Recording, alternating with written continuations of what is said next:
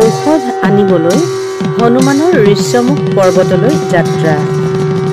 জাম্বুৱানে হনুমানক ঔষধ আনিবলৈ বিদায় দিলে।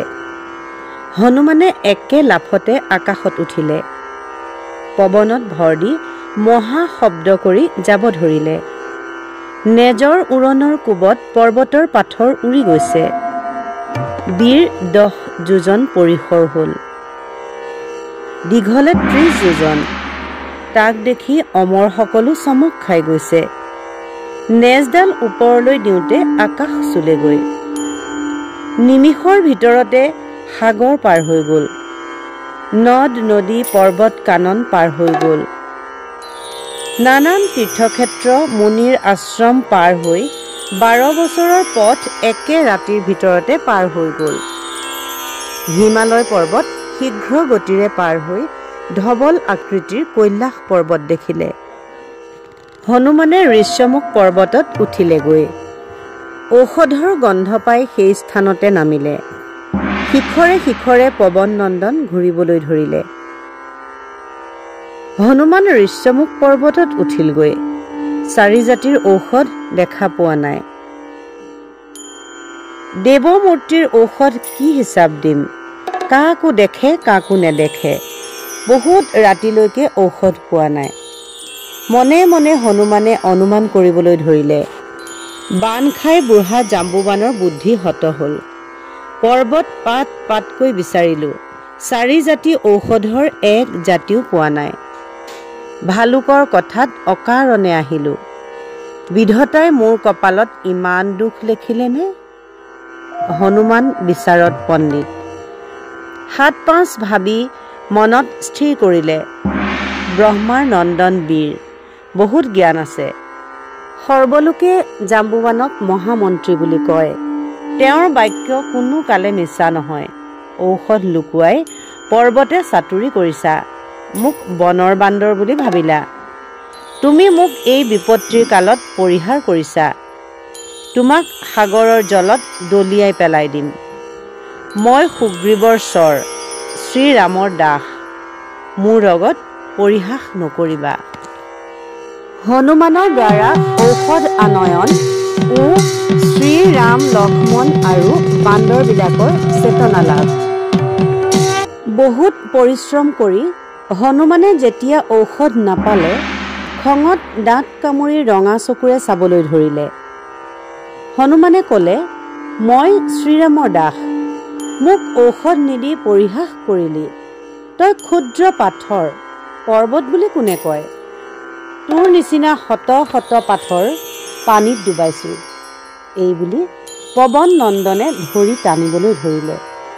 চৰ চৰ শব্দ কৰি লতাৰ বন্ধন ছিঙিলে। ডাঙৰ ডাঙৰ গছবিলাক উঘালি পৰিবলৈ ধৰিলে। পালে পালে জীৱ জন্তুবিলাক পলাবলৈ ধৰিলে।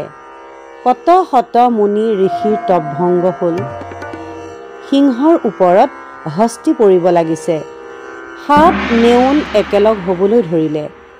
ভূত প্ৰেত পিশাচে প্ৰাণ লৈ পলাবলৈ ধৰিলে।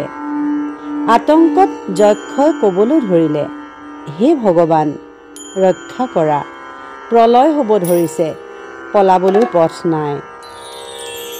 তেতিয়া মূৰ্তিমান হৈ ঋষি ৰূপত হনুমানক দেখা দিলে। হনুমানক মধুৰ বাক্যৰে সুধিলে, হে বীৰ চূড়ামণি, তুমি কোন? ক'ত থাকা? পৰ্বতক ধৰি কিয় টনাটনি কৰিছা? হনুমানে ক'লে, মই পৱনৰ পুত্ৰ, সুগ্ৰীৱৰ অনুচৰ, শ্ৰীৰামৰ দূত। দুষ্ট দশাননে ৰামৰ সীতাক হৰণ কৰিলে।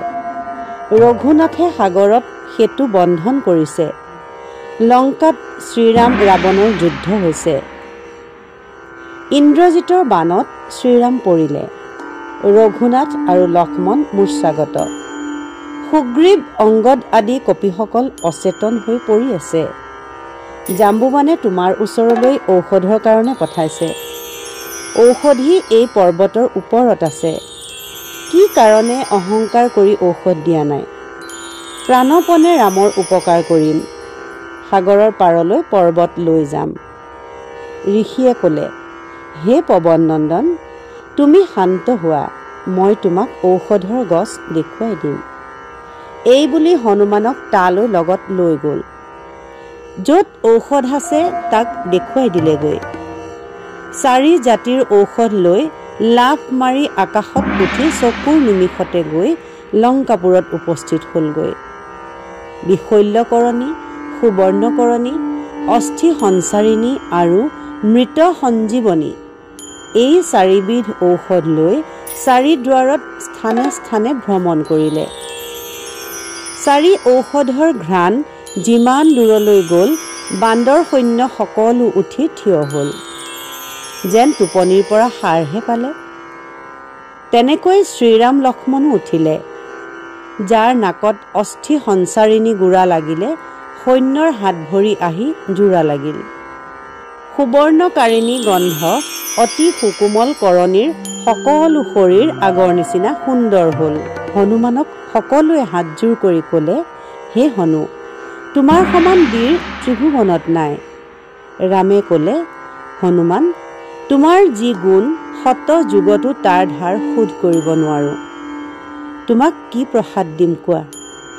সেই বুলি দুয়োজনে হনুমানক সাৱটি ধৰি পুনৰ ক'লে, তোমাৰে মোৰে অভেদ শৰীৰ। সৰ্বজনে হনুমানৰ প্ৰশংসা কৰি ক'বলৈ ধৰিলে, হনুমানৰ দ্বাৰাই সকলোৱে পুনৰ জীৱন পালে।